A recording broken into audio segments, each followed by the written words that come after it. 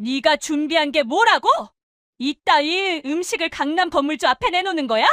쓰레기통에나 버려. 칠순 잔치를 위해 한 달간 정성을 쏟았던 윤서진. 하지만 시어머니 김말순이 직접 만든 갈비찜을 쓰레기통에 쏟아버리는 순간 서진의 6년 결혼 생활은 한순간에 무너져 내렸습니다. 더 충격적인 건 남편 조현우 옆에 서 있던 화려한 여자 하유라였죠. 강남 건물주 딸이라며 당당히 자신을 소개하던 그녀 앞에서 서진은 이혼합의서에 도장을 찍어야 했습니다. 통장 잔액 46만 원. 경력 단절 6년 차로 월세방에 쫓겨난 서진. 하지만 그녀에게는 아무도 몰랐던 비밀이 있었는데요. 편의점 야간 알바를 하던 서진 앞에 나타난 정장 차림의 변호사들. 그들이 전한 소식은 서진의 인생을 완전히 바꿔놓을 충격적인 내용이었습니다. 과연 서진에게 어떤 일이 벌어진 걸까요? 시청 전에 구독과 좋아요 꼭 부탁드립니다. 영상 제작에 큰 힘이 됩니다. 오늘은 네가 며느리 자격이 있는지 보여줄 마지막 기회야. 시어머니 김말순의 차갑게 가라앉은 목소리가 부엌에 울려 퍼졌습니다. 윤서진은 새벽 4시부터 준비한 갈비찜 냄비 앞에서 손을 멈췄죠. 오늘은 시어머니의 칠순 잔치날이었습니다. 괜찮아요, 어머니. 정성껏 준비했으니 분명 좋아하실 거예요. 하지만 서진의 떨리는 목소리 속에는 불안이 섞여 있었습니다. 한 달 전부터 준비한 이 잔치를 위해 서진은 은행 대출까지 받았거든요. 전통 방식으로 만든 갈비찜, 직접 빚은 송편과 인절미, 그리고 준비해 놓은 칠순 한복까지. 모든 게 완벽해 보였습니다. 손님들이 도착하기 시작했어요. 친척들이 하나둘씩 모여들고 서진은 웃음을 지으며 인사를 건넸습니다. 하지만 현관문이 열리는 순간 서진의 얼굴에서 미소가 사라졌죠. 어머니, 칠순 축하드려요. 제가 프랑스에서 공수한 샴페인 준비했어요. 남편 조현우 옆에는 화려한 드레스를 입은 여자가 서 있었습니다. 긴 생머리를 우아하게 넘긴 그녀는 명품 가방을 들고 당당히 실내로 들어왔어요. 서진은 현우의 눈을 똑바로 쳐다봤습니다. 현우 씨, 이게 무슨... 소개할게요. 하유라 씨예요. 저희 회사 투자자분이시죠. 현우의 태연한 설명에 서진의 심장이 쿵 내려앉았습니다. 하지만 더 충격적인 건 김말순의 반응이었죠. 어머, 유라 씨 오셨군요. 어서 들어오세요. 우리 현우가 항상 이야기하더라고요. 말순은 서진이 한 번도 받아본 적 없는 따뜻한 미소를 유라에게 보냈습니다. 유라는 거실 한가운데 놓인 잔치상을 휙 둘러봤어요. 손수 준비하셨다면서요? 정성이 대단하시네요. 저희 아버지가 강남에 건물 10채 가지고 계시거든요. 이런 가정적인 분위기가 참 신선해요. 강남 건물 10채라는 말에 친척들의 시선이 일제히 유라에게 쏠렸습니다. 서진은 갈비찜을 담은 접시를 들고 식탁으로 다가갔죠. 어머니, 특별히 한우갈비로 준비했어요. 전통 방식으로 3시간 동안. 그 순간 말순이 접시를 낚아챘습니다. 그리고 서진이 믿을 수 없는 광경이 펼쳐졌죠. 말순은 갈비찜을 통째로 쓰레기통에 쏟아버렸어요. 이게 뭐야? 강남 건물주 딸 앞에서 이런 초라한 음식이나 내놓는 거야? 쓰레기통 속으로 떨어지는 갈비 조각들을 보며 서진의 눈에서 눈물이 터져 나왔습니다. 한 달간의 준비, 새벽부터 끓인 육수, 정성껏 재운 양념이 모두 쓰레기가 되는 순간이었죠. 어머니, 제가 뭘 잘못했나요? 한 달 동안 준비했는데. 한 달 준비했다고 자랑이야? 유라 씨 아버지 회사는 직원이 500명이 넘어. 너 같은 출신이 뭘 안다고? 말순의 목소리는 점점 커졌고 친척들은 숨죽이며 지켜봤습니다. 유라는 소파에 우아하게 앉아 다리를 꼬며 미소를 지었어요. 괜찮아요, 어머니. 서진 씨도 나름 최선을 다하신 거잖아요. 능력에는 차이가 있는 법이니까요. 능력의 차이라는 말이 서진의 가슴을 찔렀습니다. 현우는 아무 말 없이 유라 옆에 앉았고 서진은 그 모습을 멍하니 바라봤죠. 서진아, 이제 끝내자. 계속 이러면 우리 현우만 힘들어. 말순이 테이블 위에 서류 봉투를 던졌습니다. 이혼 합의서였어요. 서진은 떨리는 손으로 봉투를 집어들었습니다. 지금 여기서 도장 찍어. 유라 씨 앞에서 깔끔하게 정리하자고. 칠순 잔치 한복판에서 수많은 친척들이 지켜보는 가운데 그리고 남편의 내연녀가 앉아있는 바로 그 앞에서 이혼 합의서에 도장을 찍으라는 것이었습니다. 서진의 손은 너무 떨려서 도장을 제대로 잡을 수조차 없었어요. 빨리 안 찍어? 손님들 다 기다리잖아. 결국 서진은 도장을 찍었습니다. 주르륵 흘러내리는 눈물로 합의서의 글자들이 번졌죠. 친척들은 수군거리기 시작했고 유라는 만족스러운 표정으로 현우의 팔짱을 꼈습니다. 이제 나가줄래? 우리 가족끼리 조용히 잔치하고 싶으니까. 말순의 마지막 한마디에 서진은 비틀거리며 현관으로 향했습니다.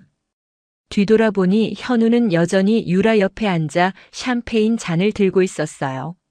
한 달간의 정성이 6년간의 결혼 생활이 그렇게 하루 만에 무너져 내렸습니다. 5년 전으로 돌아가 봅시다. 그때 윤서진은 대학병원 중환자실 간호사였습니다. 밤낮 없이 환자들을 돌보는 고된 일이었지만 서진은 자신의 직업에 자부심을 느꼈죠. 간호사님, 제 어머니 살려주셔서 정말 감사합니다. 어느 날 중환자실에 입원했던 환자의 아들이 서진에게 깊이 고개를 숙였어요. 그가 바로 조현우였습니다. 당시 현우는 중견기업 영업과장으로 성실하고 예의 바른 모습이었죠. 괜찮아요. 제 일일 뿐이에요. 어머님 곧 회복하실 거예요. 그렇게 시작된 인연은 자연스럽게 연애로 이어졌습니다. 현우는 서진에게 따뜻했고 서진은 그런 현우에게 마음을 열었어요. 6개월 후 두 사람은 결혼을 결심했죠. 하지만 시댁 방문날은 이상했습니다. 작은 빌라에서 혼자 사는 김말수는 서진을 위아래로 훑어보더니 코웃음을 쳤어요. 간호사? 간호사 월급이 뭐 대수라고? 우리 현우는 앞으로 임원까지 올라갈 사람이야. 첫 만남부터 무시였습니다. 하지만 서진은 참았어요. 현우가 중간에서 어렵게 조율했고 결국 결혼식을 올렸습니다. 결혼 2년이 지났을 때였습니다. 말순이 갑자기 서진을 불러 앉혔죠. 서진아, 너 언제까지 병원 다닐 거야? 우리 현우 승진하려면 집안일에 전념하는 아내가 필요해. 요즘 임원들 부인들 다 전업주부거든. 그게 무슨 말씀이세요? 저는 제 일이 좋은데요. 좋으면 뭐해? 남편 승진이 중요하지. 내 일이 중요해. 시집온 며느리가 그것도 모르냐고. 말순의 압박은 날이 갈수록 심해졌습니다. 현우도 조심스럽게 말을 꺼냈어요. 여보, 사실 회사에서 승진 대상자 부인들 모임이 있거든. 다들 전업주부라서 나만 처가 직장 다녀서 좀 그래. 결국 서진은 병원을 그만뒀습니다. 10년간 쌓아온 경력을, 선배들에게 배운 노하우를, 그리고 환자들과의 인연을 모두 포기했죠. 말수는 만족스러워했습니다. 그래, 이래야 며느리지. 이제부터 현우 뒷바라지나 제대로 해. 하지만 현우의 승진은 오지 않았어요.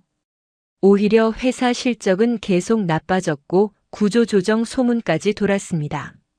서진은 집안일에만 전념했지만 말순의 무시는 더 심해졌죠. 밥도 이 모양이야. 옆집 며느리는 식당 차려도 되겠다던데. 그러던 어느 날이었습니다. 서진이 현우의 휴대폰을 충전하려다 메시지 알림을 보게 됐어요. 오빠, 오늘 저녁 어때요? 제가 오빠 좋아하는 레스토랑 예약해뒀어요. 유라. 서진의 손이 얼어붙었습니다. 더 확인해보니 수상한 문자들이 가득했어요. 오빠 덕분에 회의 잘 마쳤어요. 역시 오빠가 최고예요. 주말에 시간 되세요? 제가 새로 산 차 보여드리고 싶어요.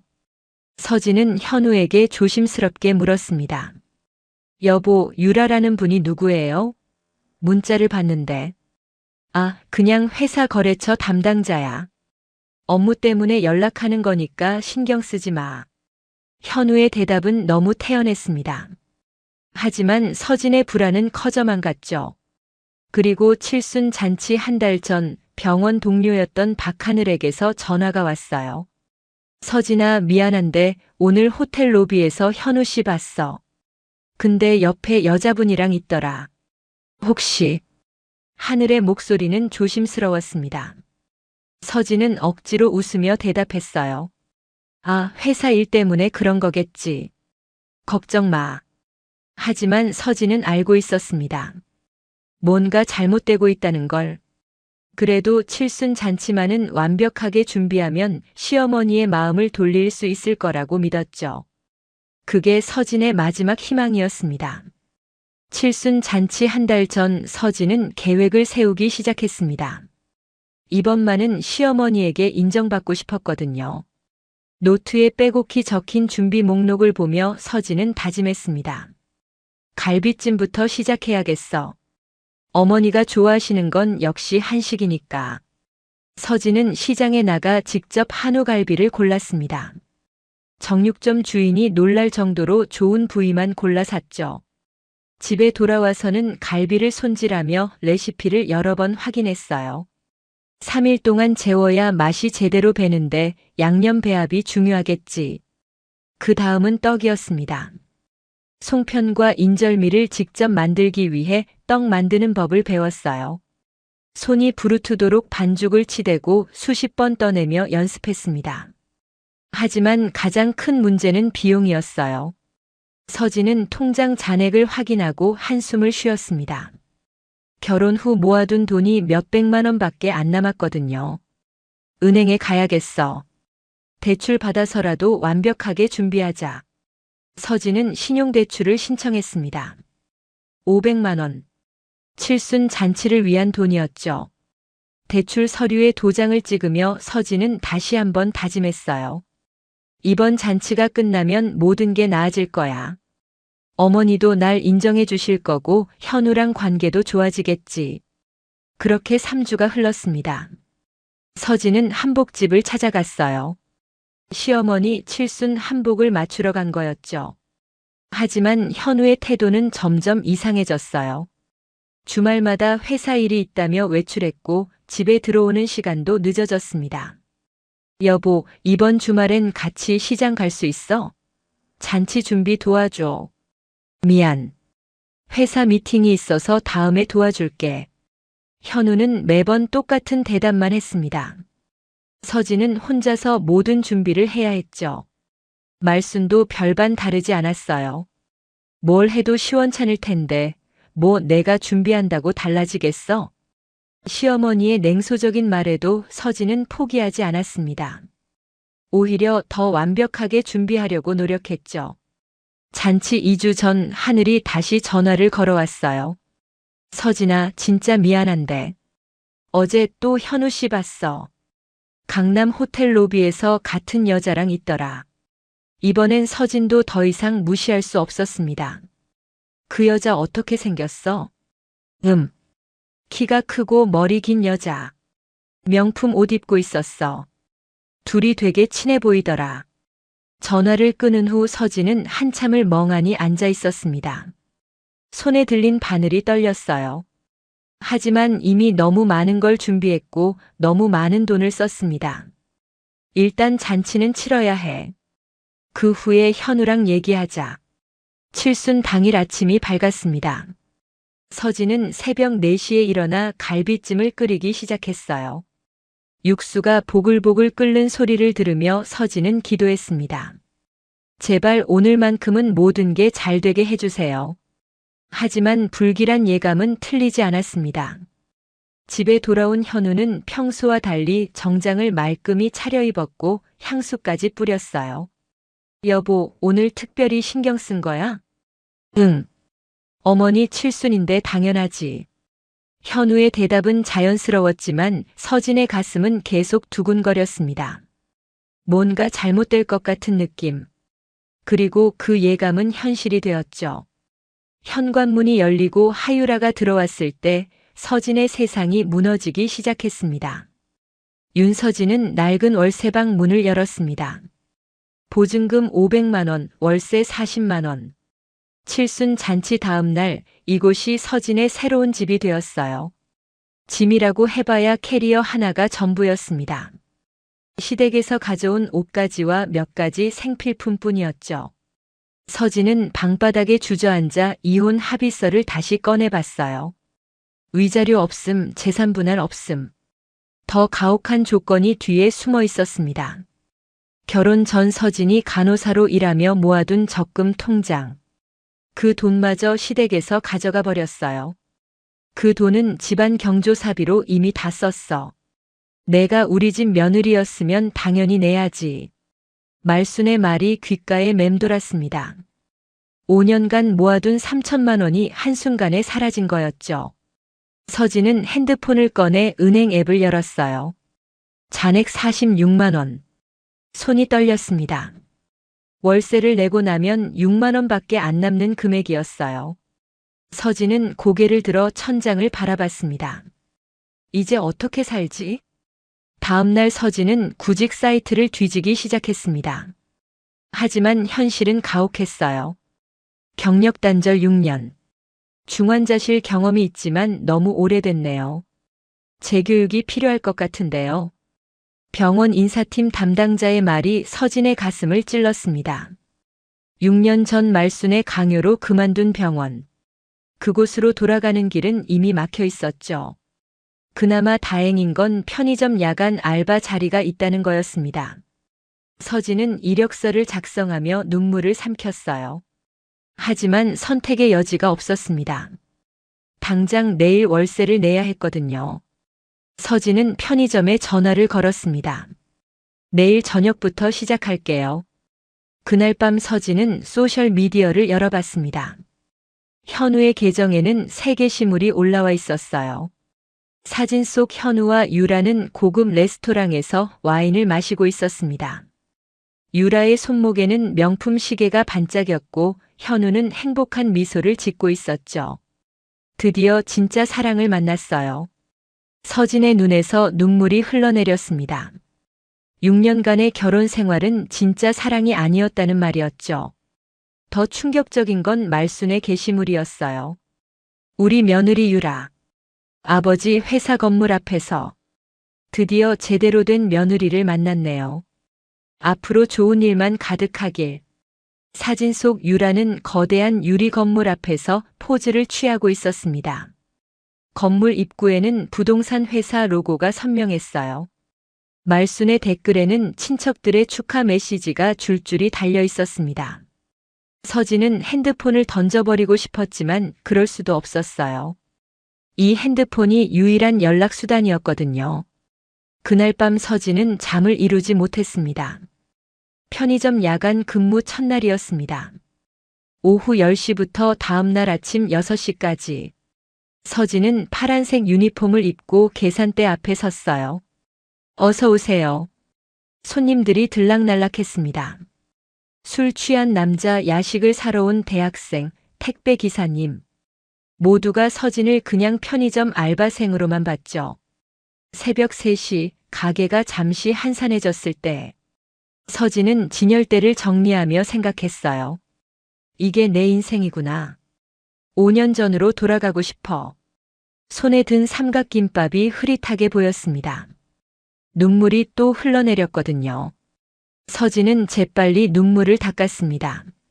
손님이 들어올 시간이었으니까요. 일주일이 지났습니다. 서진의 발은 부어 있었고 허리는 끊어질 것처럼 아팠어요. 시급 10,000원. 하루 8시간 근무로 벌 수 있는 돈은 한 달에 200만 원 정도였습니다. 월세 40만 원, 생활비, 교통비. 그나마 남는 게 얼마나 될까? 서진은 계산을 하다가 멈췄습니다. 편의점 유리창 너머로 고급 외제차가 지나가는 게 보였거든요. 차 안에는 현우와 유라가 타고 있었습니다. 두 사람은 웃으며 대화하고 있었고 서진은 계산대 뒤에서 그들을 지켜봤어요. 현우는 서진을 알아보지 못했습니다. 편의점 유니폼을 입은 그녀가 자신의 전 아내라는 걸 상상도 못했겠죠. 차가 사라진 후 서진은 다시 진열대로 돌아갔습니다. 라면을 정리하며 서진은 이를 악물었어요. 언젠가는. 하지만 그 언젠가가 언제일지 서진 자신도 알 수 없었습니다. 통장 잔고 46만 원으로 시작된 나락의 시간. 그 시간이 얼마나 계속될지 아무도 몰랐죠. 편의점에서 일한 지 3주째 되던 날 밤이었습니다. 서진은 평소처럼 야간 근무 중이었어요. 새벽 1시, 밖에는 비가 내리고 있었습니다. 어서 오세요. 자동문이 열리며 정장을 입은 두 남자가 들어왔어요. 비에 젖지 않은 깔끔한 차림에 그들은 편의점 손님치곤 너무 격식을 갖추고 있었습니다. 윤서진 씨 맞으십니까? 서진은 순간 얼어붙었습니다. 편의점에서 자신의 이름을 부르는 사람이라니. 심장이 빠르게 뛰기 시작했죠.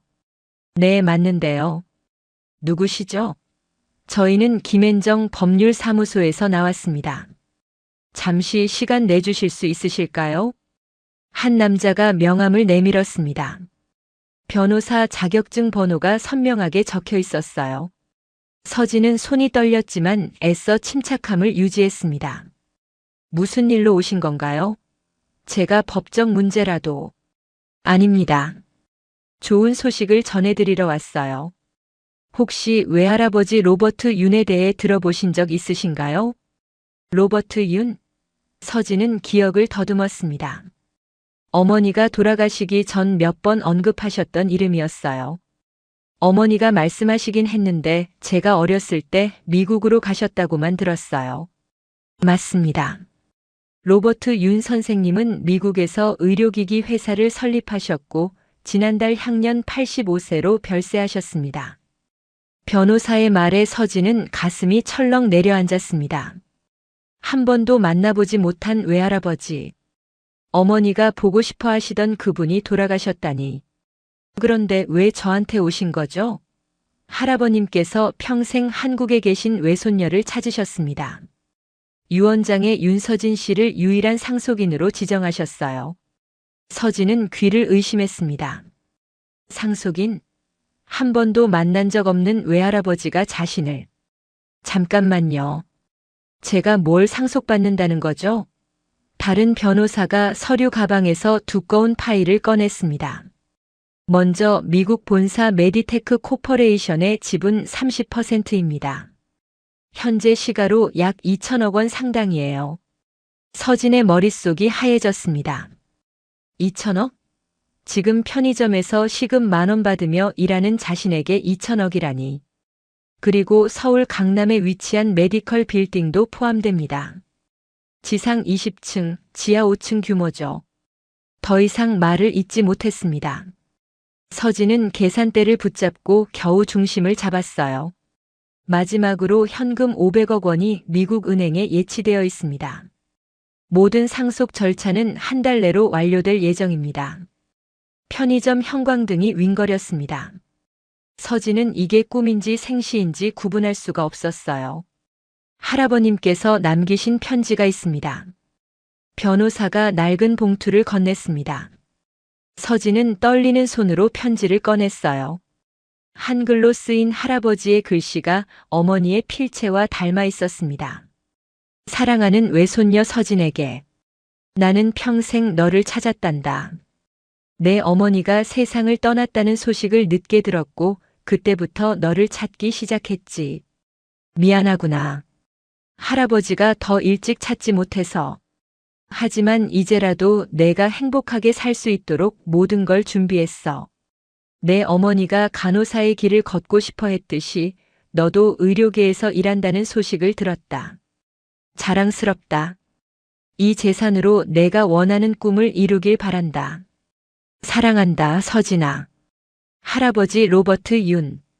편지를 읽으며 서진의 눈에서 눈물이 쏟아졌습니다. 평생 찾아주셨다는 말, 자랑스럽다는 말. 서진은 한 번도 받아보지 못한 사랑이었죠. 상속 절차에 대해 자세히 설명드리겠습니다. 내일 사무실로 방문해 주실 수 있으신가요? 서진은 고개를 끄덕였습니다. 변호사들이 떠난 후 서진은 한참 동안 계산대에 서 있었어요. 창밖으로 비는 계속 내렸고 편의점 형광등만이 그녀를 비추고 있었습니다. 통장 잔고 46만 원에서 수천억 원의 상속인으로, 편의점 알바에서 의료기기 회사 대주주로, 서진의 인생이 완전히 바뀌는 순간이었습니다.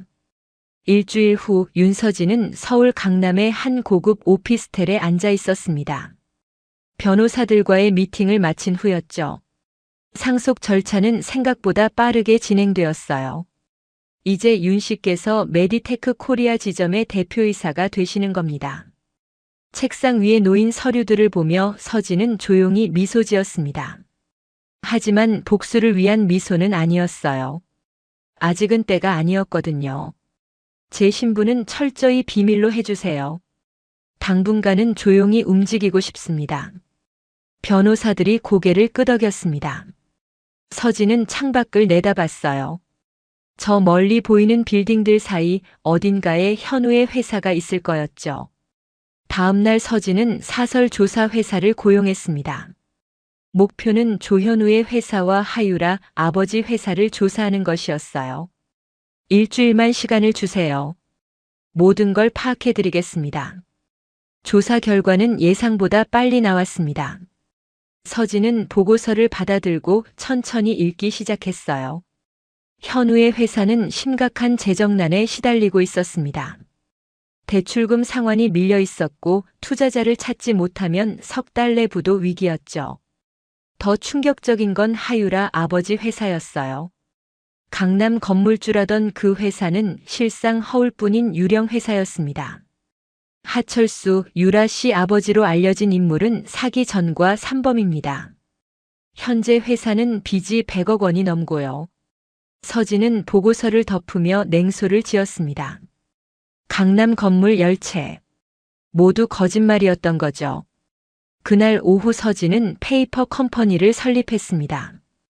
회사명은 그린 메디컬 인베스트먼트. 겉으로는 평범한 투자 회사였어요.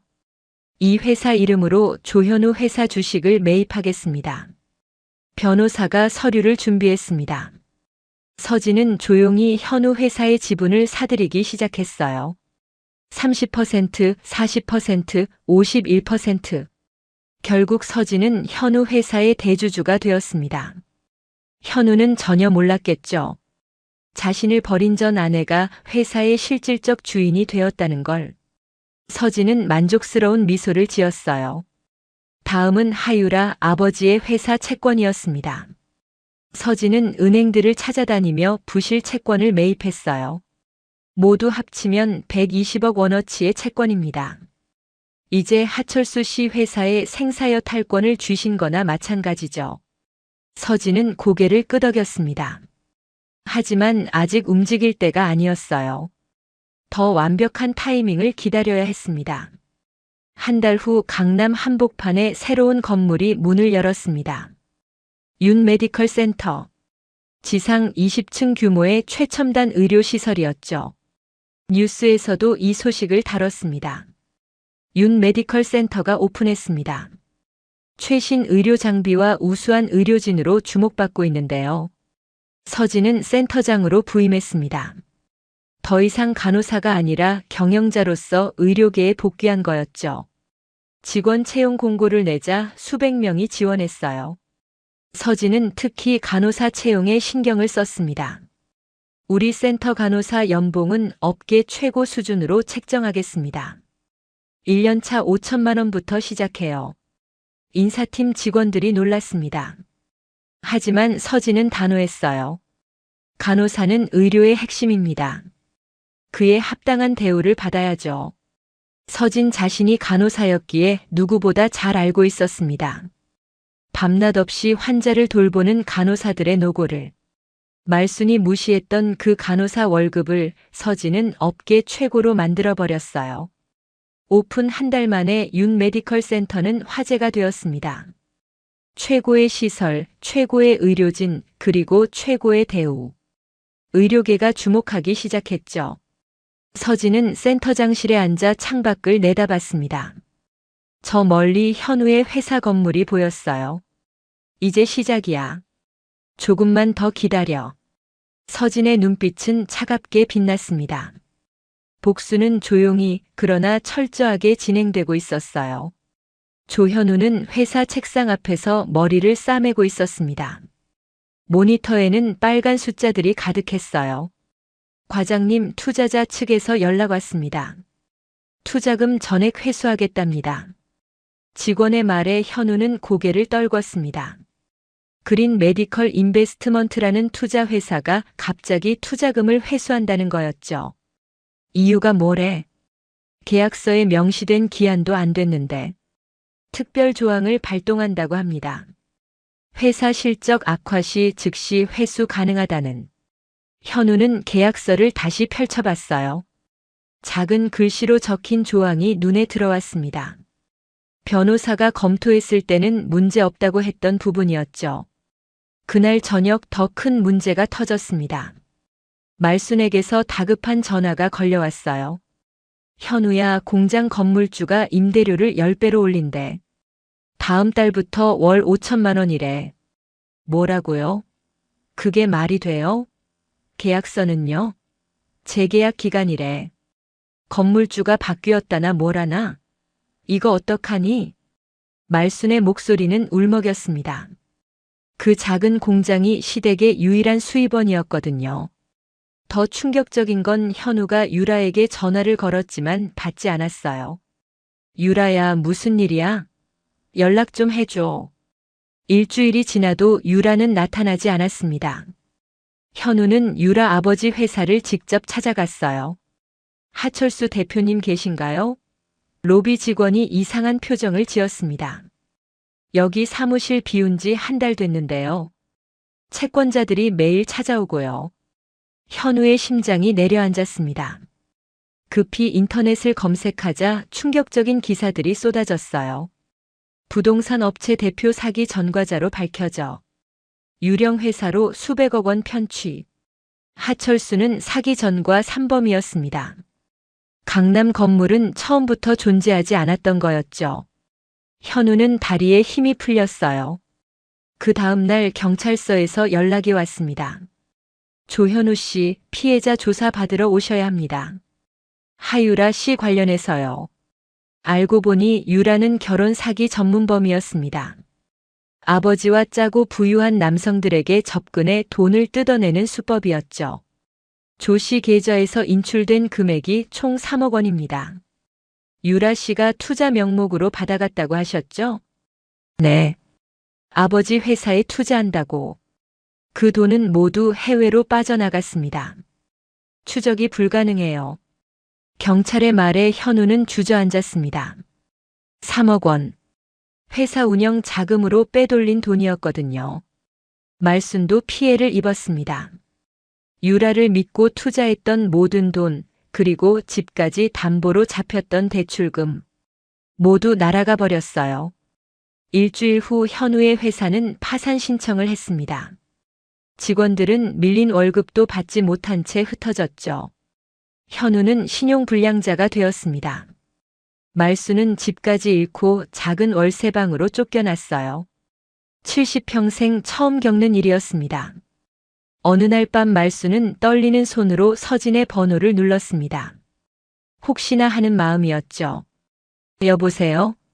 서진아. 말순의 목소리가 들려왔을 때 서진은 잠시 말없이 화면을 바라봤습니다. 휴대폰에 뜬 발신 번호는 저장조차 되어 있지 않았죠. 누구세요? 모르는 번호네요. 차갑게 한마디만 남기고 전화를 끊었습니다. 한때는 어머니라고 부르며 잘 보이려고 애썼던 사람이었지만 이제 서진의 마음에는 아무런 미련도 남아있지 않았어요. 다시 전화벨이 울렸지만 서진은 휴대폰을 무음으로 돌려놓고 책상 위에 내려놨습니다. 그 순간 센터장실 문을 두드리는 소리가 들렸습니다. 센터장님, 다음 주 기자 간담회 일정 확인 부탁드립니다. 인사팀장이 서류를 내밀었어요. 서진은 고개를 끄덕이며 서류를 확인했습니다. 윤 메디컬 센터 개원 2달 만에 이미 예약 대기 환자가 수천 명에 달하고 있었죠. 의료계에서는 신흥 강자로 떠오른 상황이었습니다. 좋아요.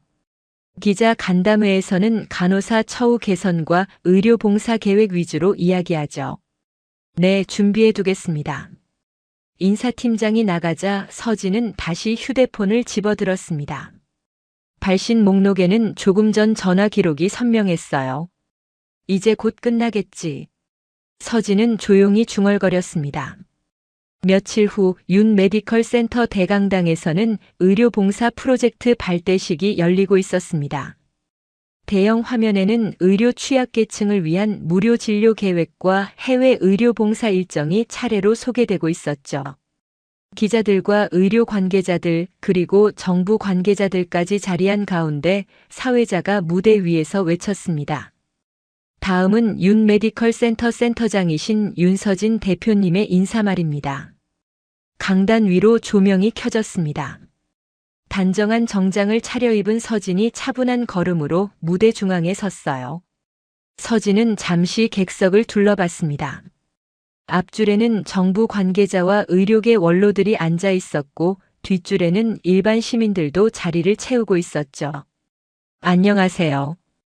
윤 메디컬 센터 센터장 윤서진입니다. 서진의 목소리는 단단했습니다. 젊었을 때 대학병원 중환자실 간호사로 일했습니다. 그때 밤새 환자를 붙들고 버티던 동료들을 보면서 다짐했어요. 언젠가 의료진이 정당한 대우를 받는 병원을 만들겠다고요. 오늘 그 약속을 조금이나마 지키게 되어 기쁩니다. 기자들이 빠르게 키보드를 두드렸습니다. 서진은 이어서 말했어요. 우리 센터는 앞으로 매년 매출의 10%를 사회공헌에 쓰려고 합니다. 의료 사각지대에 있는 분들을 위해 무료 진료, 재활치료, 해외 의료 봉사를 진행하겠습니다. 이때 사회자가 다시 마이크를 잡았습니다. 깜짝 발표가 하나 더 있습니다. 윤 센터장님께서 최근 대통령 표창 수상자로 선정되셨습니다. 의료공헌과 간호사 처우 개선 공로를 인정받으셨습니다. 화면에 대통령 표창장이 비쳤습니다. 객석에서는 박수가 터져 나왔죠. 서진은 잠시 고개를 숙이며 인사했습니다. 영광입니다. 하지만 이 상은 제 것이 아니라 현장에서 뛰고 있는 모든 의료진을 위한 상이라고 생각합니다. 그날 저녁 뉴스에서는 윤 메디컬 센터와 윤서진의 인터뷰가 연이어 방송되었습니다. 작은 월세방의 낡은 텔레비전 앞에서 조현우와 김말수는 그 장면을 보고 있었어요. 앵커의 목소리가 흘러나왔습니다. 편의점 야간 아르바이트에서 의료재단 대표로 놀라운 인생 역전을 이룬 윤서진 센터장. 오늘의 주인공입니다. 화면에는 편의점 유니폼을 입고 야간 근무를 하던 시절의 사진, 그리고 지금 정장을 입고 환하게 웃는 서진의 모습이 번갈아 비쳤습니다. 인터뷰가 시작되었죠. 힘들었던 시절이 있었죠. 편의점 야간 알바를 하며 다짐했습니다. 진짜 실력으로 성공하겠다고요. 기자가 물었습니다. 가장 힘들었던 순간은 언제였나요? 칠순 잔치날이 떠올랐습니다. 하지만 서진은 조용히 웃으며 대답했어요. 과거 이야기는 길게 하고 싶지 않아요. 다만 그때 저를 무시했던 말들이 지금의 저를 만들었다고 생각합니다. 간호사 월급이 뭐 대수냐는 말을 들었는데요. 지금 제 메디컬 센터 간호사들 연봉이 예전에 제 남편이 다니던 회사 과장 연봉보다 높습니다. 뉴스 화면을 보던 현우의 얼굴이 굳어졌습니다. 손에 쥔 리모컨이 덜덜 떨렸어요. 말수는 입을 벌린 채 화면을 바라봤습니다. 저 사람이 서진이야? 현우는 대답하지 못했습니다. 화면 속 서진은 더 이상 자신들이 무시하던 간호사가 아니었거든요. 다음 질문이 이어졌습니다. 앞으로의 목표는 무엇인가요? 서진은 잠시 생각하다가 말했습니다. 의료는 사람의 생명을 다루는 일입니다. 그래서 돈이 아닌 사람을 중심에 두고 싶어요. 힘든 환경 속에서 일하는 의료진이 웃을 수 있는 병원. 경제적으로 어려운 환자도 치료를 포기하지 않는 병원을 만들고 싶습니다. 인터뷰가 끝나자 앵커가 덧붙였습니다. 윤서진 센터장은 상속받은 의료기 회사의 지분과 강남 메디컬 빌딩을 기반으로 새로운 의료 문화를 만들어가고 있습니다. 앞으로의 행보가 기대됩니다. 텔레비전을 보던 말수는 그제야 정신을 차린 듯 했어요. 현우야, 우리가 버린 며느리가 저렇게 됐네. 현우는 입술을 깨물었습니다. 머릿속에는 칠순 잔치날 장면이 떠올랐어요. 쓰레기통에 버려진 갈비찜, 눈물을 흘리며 집을 나가던 서진, 그리고 하유라 옆에 앉아 샴페인을 들고 있던 자신의 모습. 몇 날 며칠을 고민한 끝에 현우는 결국 결심했습니다. 직접 찾아가자. 무릎이라도 꿇자. 며칠 후 윤 메디컬 센터 앞. 정문 근처에 허름한 옷차림의 두 사람이 서 있었습니다. 하나는 초라한 패딩을 걸친 중년 남자. 하나는 구겨진 코트를 입은 노년의 여인이었죠. 바로 조현우와 김말순이었습니다. 여기가 서진이가 일하는 데야? 현우의 목소리는 쓸쓸했습니다. 김말순이 고개를 숙이며 말했죠. 일하는 데가 아니라 저기가 서진이 건물인가 보다. 두 사람은 경비에게 사정을 했고 다행히 서진에게 연락이 닿았습니다. 잠시 후 회의실 문이 열렸어요. 들어오세요.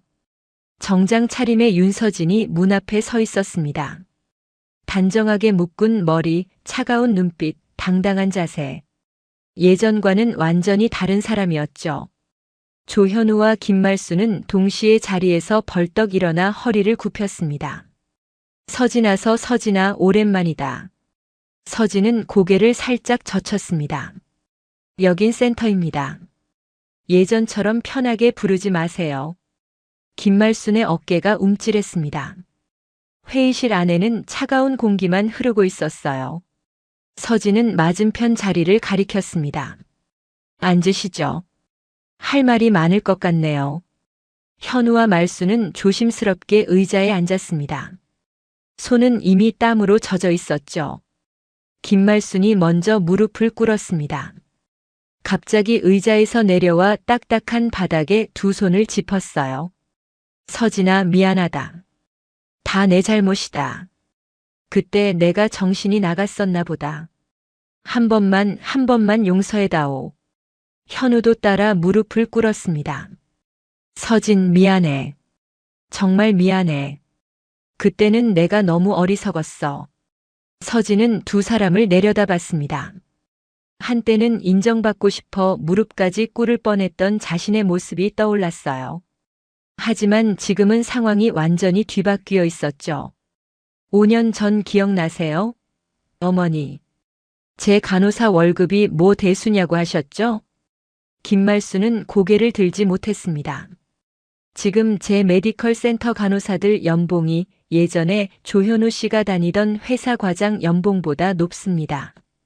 그때 무시하셨던 간호사 월급으로 저는 지금 의료센터를 운영하고 의사와 간호사들을 고용하고 있죠. 말순의 어깨가 떨렸습니다. 현우가 떨리는 목소리로 물었습니다. 혹시 우리 공장 건물주가 너였어? 서진이 미간을 살짝 찌푸렸다가 고개를 끄덕였습니다. 네. 임대료 인상 통보 받으셨죠? 계약 조건대로 진행했을 뿐이에요. 그럼 유라 아버지 회사 채권도 너였어? 네. 사기꾼에게 투자한 건 본인들 책임입니다.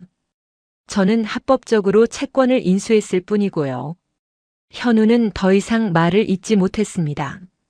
그동안 일어났던 모든 일이 하나의 퍼즐처럼 맞춰졌어요. 투자금 회수, 임대료 폭등, 채권 회수. 그 모든 배후에 서진이 있었다는 사실을 뒤늦게 깨달은 거였죠. 그래도 우리 가족이었잖니. 같이 살았던 정이 있는데. 김말순의 목소리가 떨렸습니다. 가족이요? 서진의 눈빛이 차갑게 식었습니다. 가족이 칠순 잔치날 며느리를 내쫓고 내연녀 앞에서 이혼 도장 찍게 하나요? 가족이 며느리 적금을 경조사비라며 가져가요? 말수는 입을 굳게 다물었습니다. 할 말이 없었죠. 전 과거를 잊지는 못합니다. 그렇다고 해서 복수만을 위해 사는 것도 아니에요. 지금 저는 제 인생을 살고 있을 뿐입니다.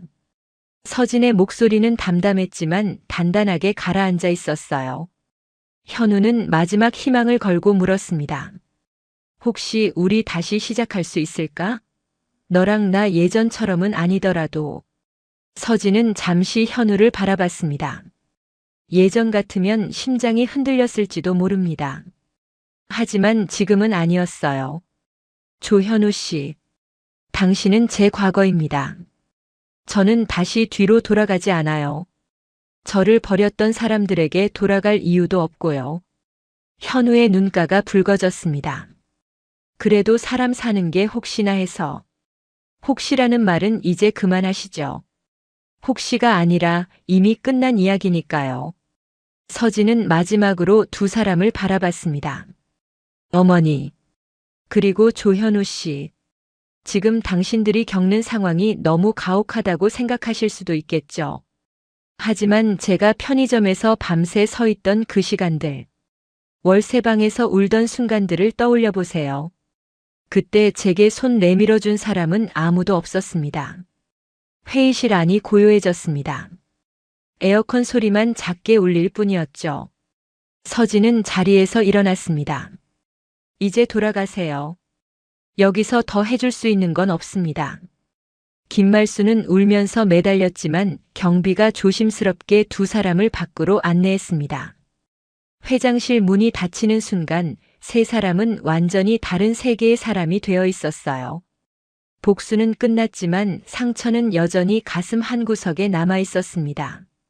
그러나 서진은 그 상처 위에 새로운 삶을 세우고 있었죠. 며칠 후 조현우는 작은 공장의 야간 근무자가 되었습니다. 기계 소음이 가득한 공장에서 컨베이어 벨트를 지키며 예전 자신의 명함을 떠올렸죠. 지금은 아무 의미 없는 과거의 타이틀이었습니다. 현우는 작업복을 입고 기름때 묻은 부품을 닦으며 하루하루를 버텼어요. 옆에서 일하던 동료가 물었습니다. 형, 전에 뭐 했어요? 손 되게 귀하게 생겼는데. 그냥 회사 다녔어요. 현우는 고개를 숙이며 대답했습니다. 더 이상 물어볼 말이 없다는 걸 알아챈 동료는 다시 자기 일로 돌아갔죠. 퇴근 시간이 되면 현우는 낡은 원룸으로 돌아갔습니다. 김말수는 좁은 월세방에서 혼자 살았습니다. 벽에는 아무런 사진도 걸려 있지 않았고 냉장고에는 반찬 몇 가지가 전부였어요. 손자를 볼 일도 친척들과 만날 일도 없었습니다. 칠순 잔치 때 그렇게 자랑스럽게 소개했던 하유라는 흔적도 없이 사라졌죠. 텔레비전에서는 또 한 번 서진의 뉴스가 흘러나왔습니다. 윤서진 센터장은 이번 설 연휴에도 무료 진료와 의료 봉사를 이어갈 예정입니다. 말수는 화면을 보며 중얼거렸습니다. 저 아이를 내가 왜 몰라봤을까? 그날 밤 말순의 핸드폰으로 친척 중 한 명이 전화를 걸어왔어요. 고모, 요새 어떻게 지내세요? 뭐 그냥 그렇게 지내지. 말순의 목소리는 힘이 없었습니다. 저 그때 칠순 잔치 때 서진이라는 며느리 있었잖아요. 그 사람이 지금 뉴스에 나오던데요. 혹시 같은 사람 아니에요? 말수는 대답하지 못했습니다. 전화를 끊고 나서 말수는 오래된 서랍을 뒤졌어요. 먼지 쌓인 사진첩 속에서 서진이 웃고 있는 사진 한 장이 나왔습니다. 결혼식 날 찍은 사진이었죠. 그때는 몰랐습니다. 저 웃음 뒤에 얼마나 많은 인내가 숨어 있었는지, 저 눈빛이 얼마나 단단한지. 말수는 사진을 다시 서랍에 넣으며 한숨을 쉬었습니다. 늦은 후에였습니다. 그로부터 몇 주 후 현우는 길에서 우연히 서진을 마주쳤습니다.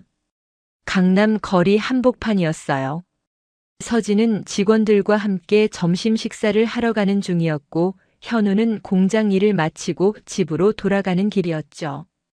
두 사람의 눈이 잠깐 마주쳤습니다. 서진은 현우를 알아봤지만 표정 하나 바꾸지 않았어요. 그저 자연스럽게 고개를 돌리고 직원들과 대화를 이어갔습니다. 현우는 그 자리에 멈춰 섰어요. 서진의 뒷모습을 바라보며 자신이 무엇을 잃었는지 깨달았습니다. 단순히 아내를 잃은 게 아니었어요. 인생에서 가장 소중한 사람을, 자신을 진심으로 사랑했던 사람을 잃은 거였죠. 현우는 길가에 주저앉았습니다. 지나가던 사람들이 이상한 눈으로 쳐다봤지만 현우는 신경 쓰지 않았어요.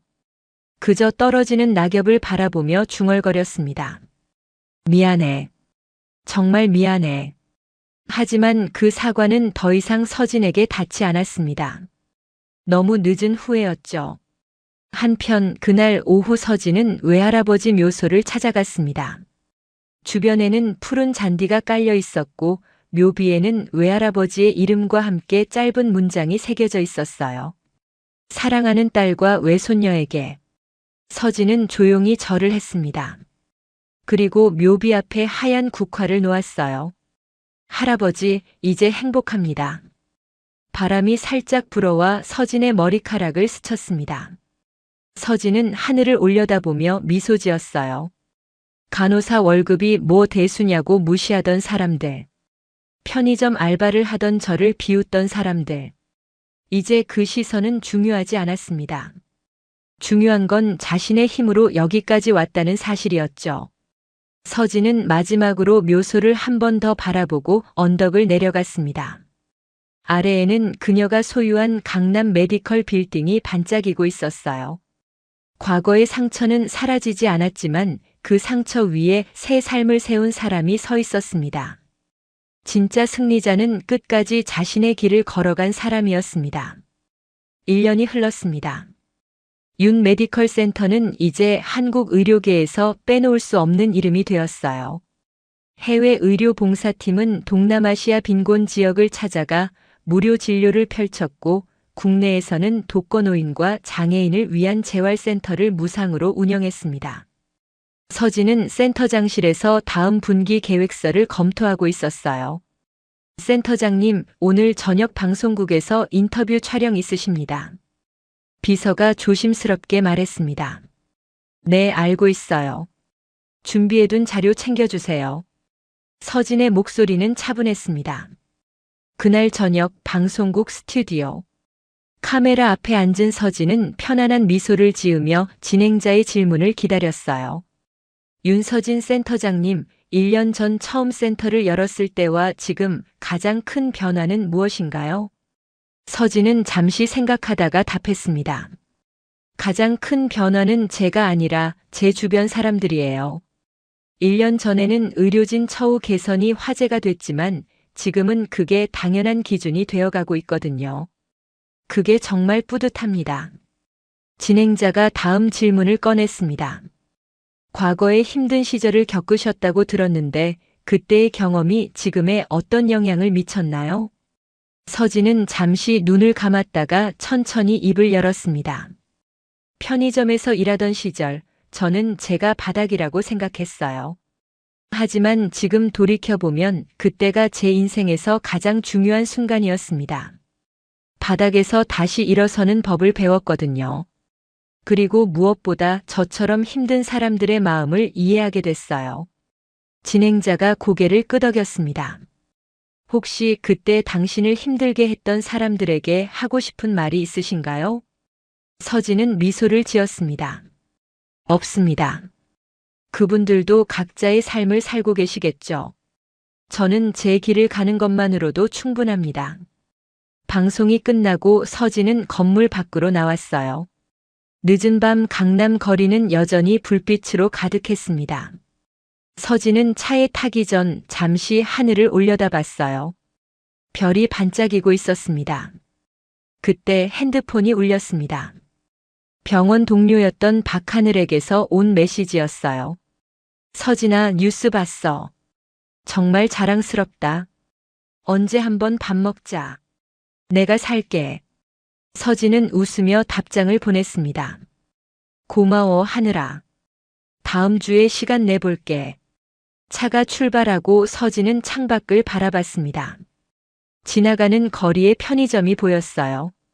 1년 전 자신이 야간 근무를 했던 그 편의점이었습니다.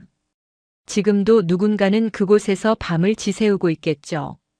서진은 운전기사에게 말했습니다. 잠깐만요.